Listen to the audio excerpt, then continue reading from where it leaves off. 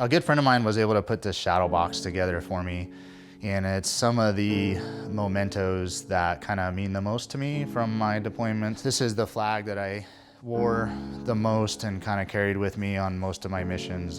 You wear it on your right sleeve. And then obviously MP patch, my rank. I was a staff sergeant when I got out. It meant a lot to me to be a non-commissioned officer. Non-commissioned officers, there's a big focus on leading from the front. And then this my wife made me, so it's pretty cool. It's like a memento. Took on my second deployment, so that's my son. And so I would take it out on patrol with us and then send him pictures back home and like, hey, you know, like Dad's far away, but you're still with me. So it's actually like his socks and his jeans and his shirt. Kind of a cool way to stay connected. My name is Chris Shields. I enlisted in the United States Army in 2006 and deployed twice to Iraq from 07 to 08 and then again from 2010 to 2011. Having a family history of military service, I knew that if I didn't do it, it would be something I looked back on in my life and regret. So my initial thought process was just, hey, let me do my part, see what I can do and, you know, serve. That way I can just be honest with myself and, hey, I did what I guess put my money where my mouth is type of thing. But after my second deployment, you know, as injuries kind of stack up and trying to balance your family and trying to balance yourself, like it's really easy to lose yourself in that lifestyle. It becomes this important thing and it becomes your identity, and at some point it has to end.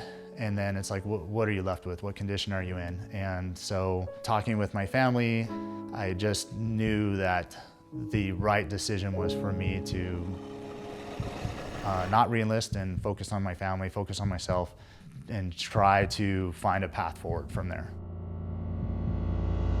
Making the decision to not re-enlist and having my friends and guys that had essentially saved my life still be in, and knowing that they were on the hook for a possible third deployment going to Afghanistan was,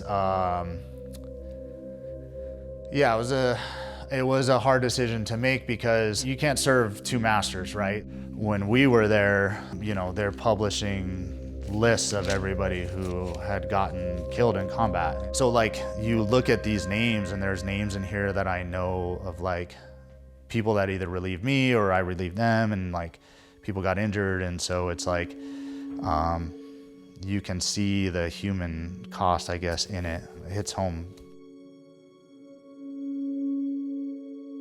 My name is Tina Shields, and Chris and I have been married for 23 years this August. There were a lot of changes when he came back.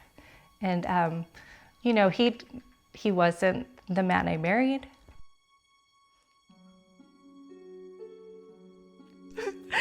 Sorry. I sometimes get over emotional now. No, he wasn't the man I married. I knew that. But, you know, I still loved him.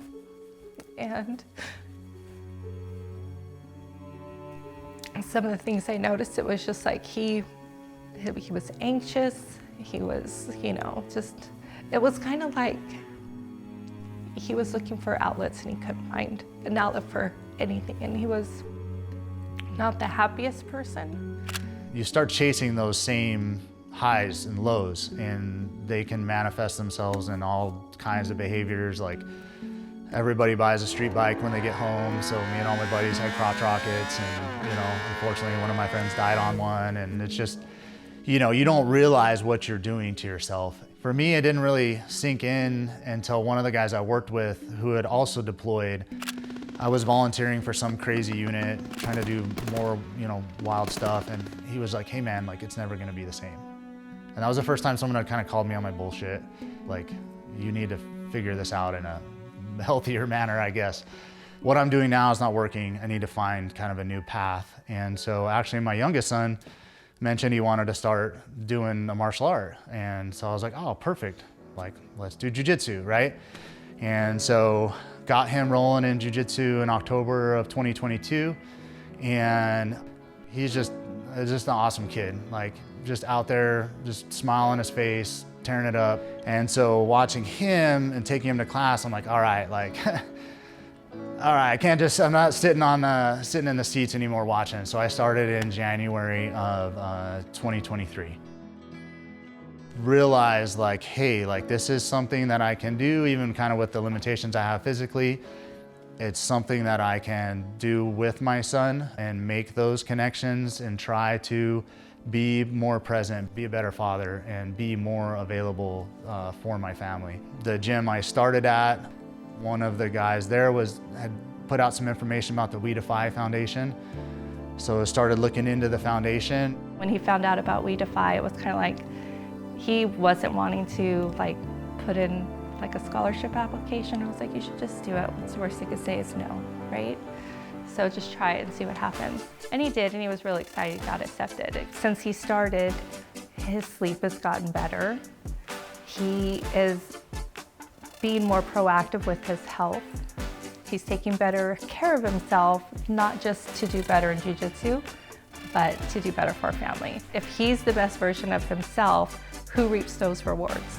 I do, my family does, our children do, and then that's kind of like a ripple effect, because then it becomes like the whole community does better. We're all in a better place physically and mentally. It affects everyone around us. When you have a rough day or you're struggling a little bit, you can kind of get out on the mat and you basically kind of wash all that away, right? You sweat it out. And so for myself and my sons, I feel like I'm more patient, I'm more present, I'm better invested in them. For my youngest son, we have this kind of positive thing that we're looking forward to every week. I think overall has helped me have a better demeanor and attitude and just give me something to look forward to, give me something to work on for myself. And it's really been a positive, net positive for me.